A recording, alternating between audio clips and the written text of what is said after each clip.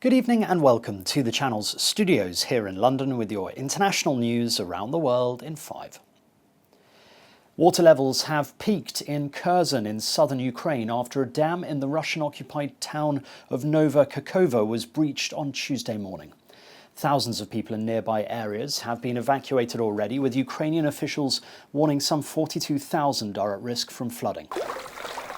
Some people awaiting rescue in affected areas were forced to spend the night on their roofs or in trees because of floodwaters. Ukraine's President Volodymyr Zelensky has warned that hundreds of thousands of people have been left without drinking water. The floodwaters are so high that only special amphibious vehicles are being used to help reach trapped civilians.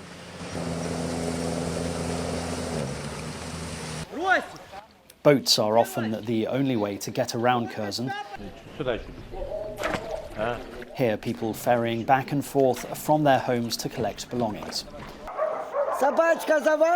Here, dogs being rescued from the floodwaters and taken to shelter. Prince Harry has been cross-examined for a second day at the High Court as part of his hacking case against the Daily Mirror publisher.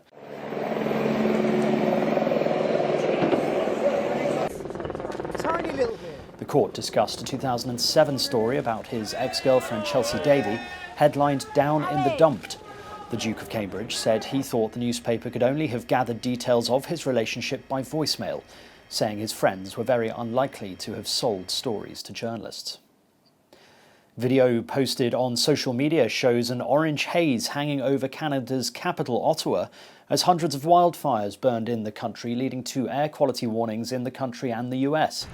The province of Quebec has more than 150 active fires burning, which have forced thousands of evacuations and air quality warnings in the US in parts of Minnesota, Wisconsin, Illinois, Michigan, and New York.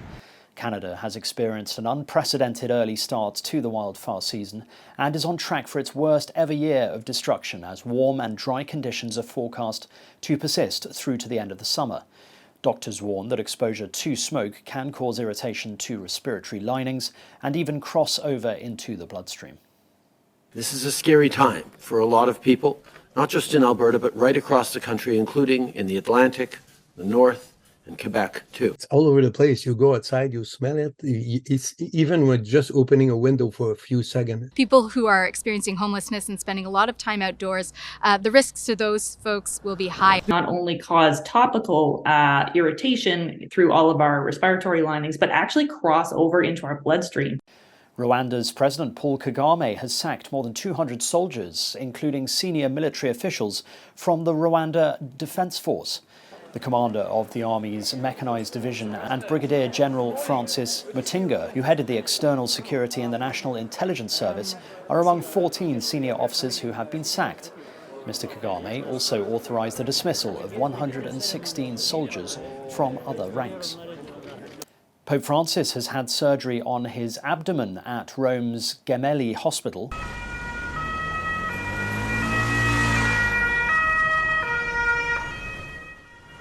A car carrying the pontiff arrived at Rome's Gemelli Hospital on Wednesday ahead of the surgery.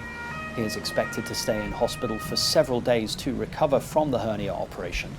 The 86-year-old has faced a series of health issues in recent years and uses a cane and a wheelchair due to a persistent knee ailment. And the creator of Batman has won a trademark fight with an Italian clothing retailer after Europe's second top court sided with an EU patent office ruling that the Batman logo should have its own EU trademark.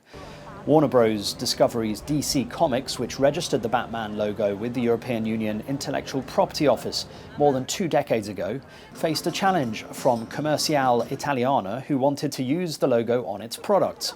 The Italian company had asked to annul the trademark for clothing and carnival items, saying that it lacked a distinctive character. However, judges backed the EU trademark body ruling. And that's your international news around the world in 5. Now back to the channel's studios in Lagos.